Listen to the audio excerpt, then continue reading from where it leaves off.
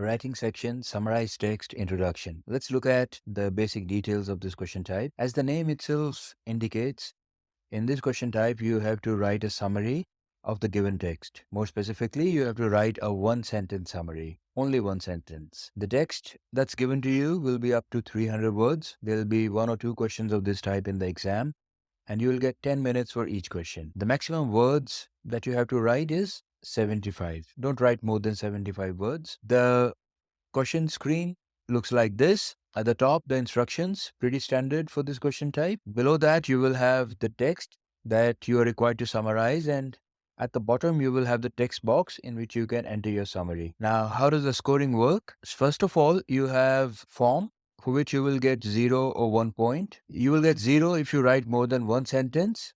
You will get 0 if you write less than 5 words or more than 75 words. And you will get 0 if you write the summary in all capital letters. So the form is very important. If you don't do any of these 3 things, you will get a 1. Next parameter is your content, for which you can get 0 to 2 points. 2 points if you cover all the key points in the summary, 0 if you cover none.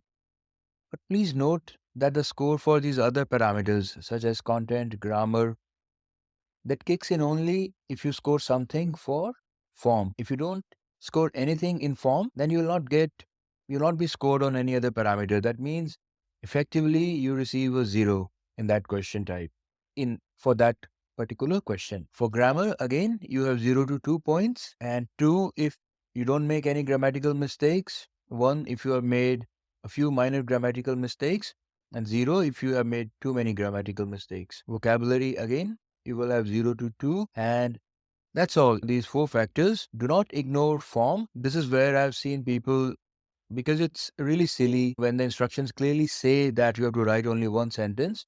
But if you still end up writing more than one sentence, then it just means you haven't paid attention to that question and what's expected of you. And when you're writing between 5 and 75 words, my recommendation is usually to write somewhere in the middle, maybe 30, 35 words.